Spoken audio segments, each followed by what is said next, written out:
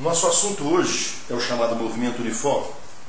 A condição para que o movimento seja chamado de uniforme é que a velocidade em módulo permaneça constante. Agora, olha só, se o módulo da velocidade deve permanecer constante, significa dizer que a velocidade instantânea é igual à velocidade média.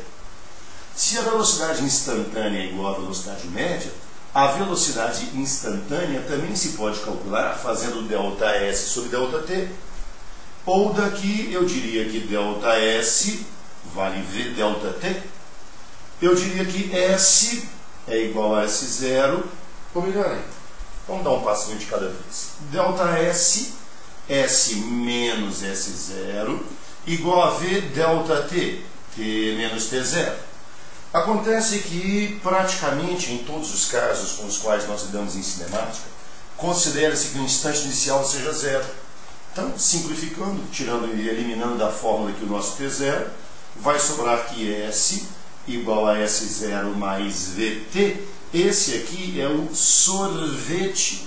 Isso aqui é a chamada equação horária do movimento uniforme. S igual a S0 mais VT. Observe você que S igual a S0 mais VT, ΔS igual a V ΔT, V igual a ΔS sobre ΔT, tudo isso aqui é uma única equação. Então não são três equações distintas, é uma equação só que você vai usar do jeito que te for mais conveniente. Aliás, na maioria das vezes a gente vai trabalhar com essa equaçãozinha aqui, ó. Na maioria dos problemas que nós resolvemos de cinemática, não se costuma separar o S do S0. Isso aqui é uma situação mais especial. Então, normalmente, nós lidamos com ΔS igual a V ΔT ou V igual a ΔS sobre ΔT. Aí acontece o seguinte, é uma única equação. Então, se o problema vier assim, simplesmente pedindo para você usar essa equação, vai ficar uma coisa muito simples, muito sem graça. Então, o pessoal inventa umas modas para deixar a sua vida mais emocionante. Então eles criam algumas situações desses problemas assim para, digamos, para ver se você sabe pensar. Na verdade, a maioria das questões que caem de movimento uniforme numa prova de vestibular são questões que envolvem um pouquinho que seja de raciocínio lógico. Então você vai ter que dar uma pensadinha, você vai ter que montar um sistema, você vai ter que dar um jeito de resolver o seu problema. Aí tem alguns modelitos de problema que são muito manjados, são muito visados. Por exemplo, um deles é um problema que fala de encontro entre corpos. Encontro entre corpos é aquele problema onde um corpo sai de uma cidade A com a velocidade VA, o outro sai da cidade B com a velocidade VB. Aí pergunta quando é que eles se encontram, onde é que eles se encontram e coisinhas assim. Esse tipo de problema pode ser resolvido com muita facilidade se você tiver um pouquinho de técnica. E a técnica usada para resolver isso aqui é muito simples. Primeiro passo, você vai fazer um desenho da situação. Aliás, moçada, olha aqui, cinemática. Complicou para o seu lado, faça o desenho. Isso aqui é muito importante. É esse desenho que vai te mostrar o que está acontecendo. Se você vai compreender ou não o que acontece, vai depender do desenho que você faz. Uma vez feito o desenho, você vai escolher uma origem. Escolhida uma origem, você vai adotar uma orientação. Orientar o problema significa adotar, por exemplo, positivo para a direita ou positivo para a esquerda. O padrão normal é adotar positivo para a direita, mas ninguém te impede de fazer diferente se você quiser. E, finalmente, último passo, você vai montar as equações dos movimentos. São dois objetos se deslocando, objeto A e objeto B, você vai montar a equação de A e a equação de B. E, neste caso em particular, problemas que falam de encontro entre corpos, ora bolas, se dois corpos se encontram, significa dizer que naquele exato momento eles estarão juntos. eles estarão situados na mesmíssima posição. Então basta você falar que S de A é igual a S de B. Então essa é a técnica que a gente usa para resolver problemas que falam de encontro entre corpos. Bem simplesinho. Por exemplo, dê uma olhadinha na nossa primeira questão. A nossa primeira questão está dizendo assim: em um longo trecho retilíneo de uma estrada, um automóvel se desloca a 80 km por hora e um caminhão a 60 km por hora, ambos no mesmo sentido e em movimento uniforme. Em determinado instante, o automóvel encontra-se 60 km atrás do caminhão. Então nós temos uma situação onde existe um automóvel, onde existe, aliás, o automóvel está atrás. Então existe um caminhão aqui, existe um automóvel de cá, a distância entre eles num determinado momento é de 60 km.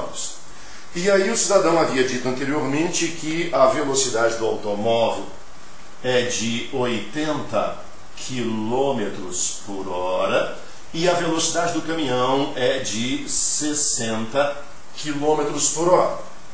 Aí ele pede o intervalo de tempo em horas necessário para que o automóvel alcance o caminhão é cerca de. Então ele quer saber quanto tempo o automóvel vai gastar para encontrar aquele caminhão. Então vamos lá. Primeiro passo, fazer o desenho. Já está feito. Segundo passo, estabelecer uma origem. Gente, você escolhe o local que você deseja chamar de origem. Eu vou chamar aqui a posição do automóvel, por exemplo, de origem. Terceiro passo, fazer uma orientação. Então eu vou orientar essa trajetória para a direita. Observe você que se eu orientei para a direita, ambas as velocidades, tanto do caminhão quanto do automóvel, são positivas. E finalmente agora montar as equações. Como são dois movimentos uniformes, S é igual a S0 mais VT. Essa é a equação para qualquer um dos dois movimentos. Então, por exemplo, a equação horária do movimento do automóvel. A posição inicial dele, de acordo com a minha origem, é 0. A velocidade 80, o tempo t. Então, equação do movimento do automóvel é S do automóvel igual a 80t. Para o movimento do caminhão, o caminhão tem aqui, de acordo com nós adotamos, de acordo com a nossa origem, ele tem uma posição inicial de 60 km. Então ele está começando 60 km à frente da origem, então esse é o seu espaço inicial. A velocidade do caminhão é 60 e o tempo é t. Então as equações estão montadas. Montadas as equações, agora é só igualar. Então eu digo que 80 vezes t é igual a 60 mais 60 vezes t. Este 60 vezes t passa para cá negativo. Então me sobram 20 vezes t, que é igual a 60. Simplificou por 10 dos dois lados. Esse t é igual a 6 meios, então 3 horas. Então o resultado da brincadeira, esse encontro entre ambos acontecerá 3 horas depois de dada a largada. Ok? Simples assim. A questão número 2 diz assim: dois caminhões deslocam-se com velocidade uniforme em sentidos contrários numa rodovia de mão dupla.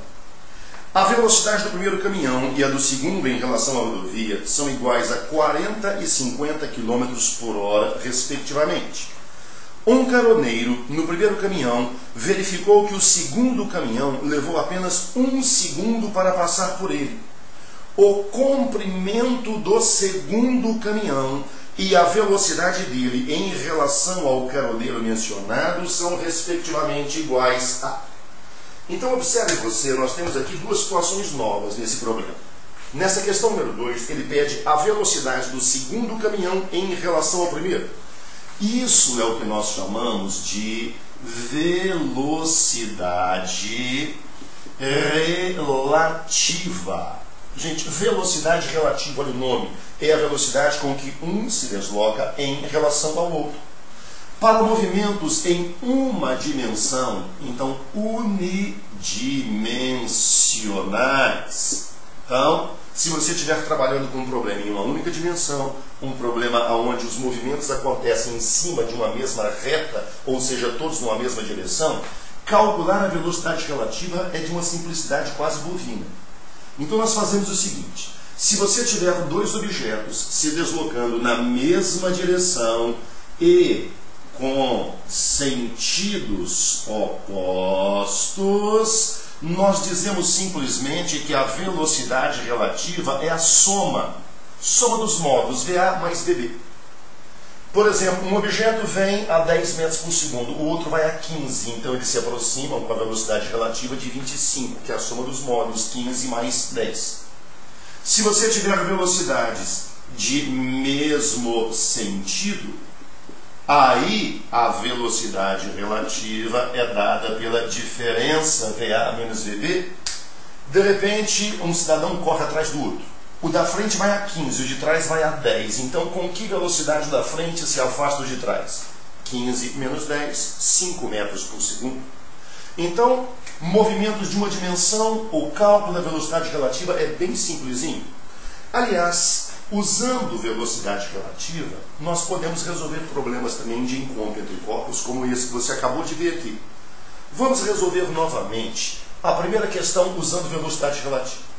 Aí eu pergunto para vocês, com que velocidade o carro A, que está indo a 80 km por hora, se aproxima do caminhão que está indo a 60? Ora, são velocidades de mesmo sentido. A velocidade relativa é a diferença dos modos, então é 80 menos 60 é 20 km por hora. Quando eu falo para você que a velocidade de A em relação a C é de 80 km por hora, significa dizer, aliás é de 20, né? 20 km por hora, desculpe. Significa dizer que nós teríamos uma situação bastante semelhante se esse objeto C estivesse parado e esse objeto A se deslocasse sozinho a 20 km por hora. Aí eu pergunto para você, qual é o ΔS que este objeto A deverá percorrer em relação aqui a esse caminhão para alcançar? Olha aqui, são 60 quilômetros. Então, eu tenho a velocidade relativa, eu tenho o ΔS relativo, eu digo que ΔT vale ΔS sobre V, o ΔT vale o ΔS 60 pela velocidade relativa 20, então o intervalo de tempo que ele vai levar para alcançar aquele caminhão vai ser de 3 horas. Então tá aí, chegamos ao mesmíssimo resultado. Aliás, isso aqui chama-se ciência exata, não é à toa. Todos os caminhos levam a Roma, desde que você não desacate a matemática. Então isso seria chamada velocidade relativa. Aí, voltando para a nossa questão número 2. Um caminhão vai ultrapassar o outro e o cidadão está dizendo assim, vamos ler novamente.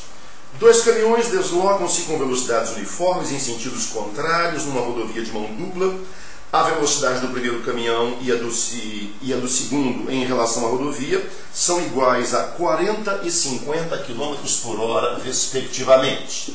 Então, caminhão número 1, 40 km por hora. Caminhão número 2, 50 km por hora, em sentidos contrários.